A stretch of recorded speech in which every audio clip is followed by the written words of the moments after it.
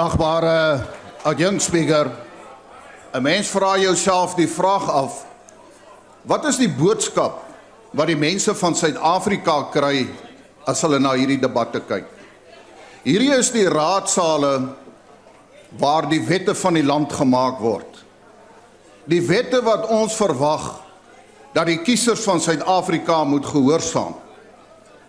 Maar wat is die boodskap wat die kiesers kry as hulle gaan kyk na die opening van die parlement in hierdie debat en hulle sien dat geskille en verskille word opgelos deur op mekaar te skree, op mekaar te vloek en om met geweld verwyder te word? Is dit dan nie verbasend dat 'n mens soms skaam is om te sê jy is 'n parlementslid nie? En ek wil vandag vir die mense van Suid-Afrika sê, ek vra verskoning vir die gedrag van sommige parlementslede. Agbare young speaker, the Honourable Minister in the Presidency said that we must find our moral compass. I agree. But who is the needle of this moral compass? The needle of the moral compass is none other than the number one citizen of South Africa, the President, Mr. Zuma. So at least that it is an admittance that the President has lost its moral compass. Honourable President, if you break the Constitution and you can only stand up to the people of South Africa and say, I apologize, how can you expect the people of South Africa to abide the laws of the country? Because if they contravene the laws of the country, they can stand up and say, I apologize. That is why we have the crime rates in South Africa, what we have. You are the person who is supposed to set the example. Are you then surprised if you see that people show to the people of South Africa that if you have the correct connections, then you can bring in private people from outside the country in a private jet and you can land on a military base. Just ensure you have the right connections. Are you then surprised, Honourable President, that people then say, I can do what I want and what I wish to do as long as I have the right connections? The needle of the moral compass is indeed wrong.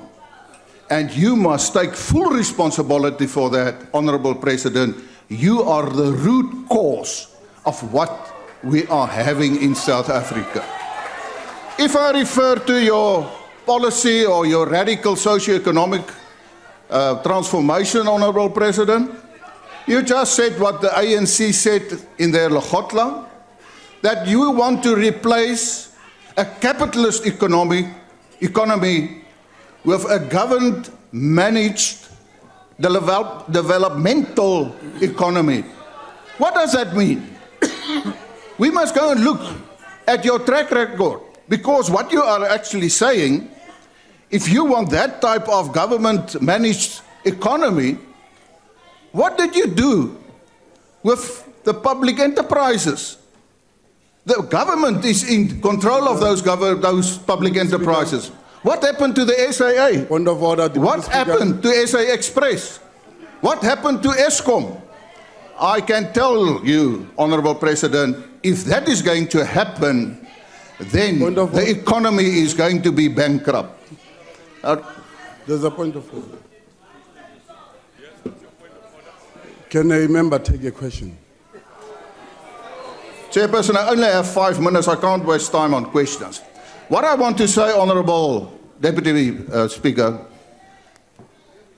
I want to say to the Honourable President, if you want economic growth to create jobs, put a moratorium on black economic empowerment and affirmative action. Then you will get the growth. Lastly, Honourable President, what do you have against white people in South Africa? Every time there's something wrong, you blame the white people of South Africa. You're using the white people of South Africa as a smokescreen On a point of order. to hide your own inabilities and incompetencies. That is what you are doing. You must say where you stand with the white people of South Africa. Are you then surprised, Honourable President, On the point of order. have 11 people murdered in this month alone on our farms? Did you say anything about that? Honourable Member, your time has expired. It is a shame. I say it is a shame. Honourable Member, stop your time has expired. misusing white people for your own inabilities. On the point of order, Chair, before he leaves. Yes. Chairperson, when stereotyping a person as a racist, it is unparliamentary in this parliament. Basically, that member has said the president hates the whites, and it is a racist type of statement. Can you deal with that? Also, on Rule 14, this is unbecoming language and unparliamentary. Can you rule on that? Honourable members, the language that I heard the honourable member use, I will come back to it. That will require us to confirm it in the Hansard so that we go back to that. The honourable member's time has expired. And for that reason, I'll come back, yes. I can assist you. What's the allegation? I can tell you what I said. I'm not afraid of what I said. Honourable member, this is the problem. You see, you are rising without invitation. So, honourable members, can we do this? There are times allocated for this process, okay? And we need to be able to act accurately and firmly on those things.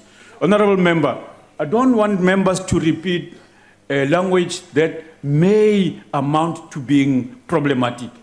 Let's allow us to check Hansard and come back and rule on it. I just wanted to assist you.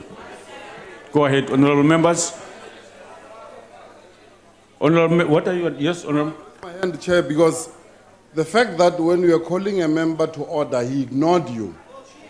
He ignored you, deliberately ignored you. So therefore, part of what we must look at is the behavior of that member that stands here and ignored you. Honourable member, no, it's not appropriate. I don't think it's appropriate. Let's not go there. Honourable Carter.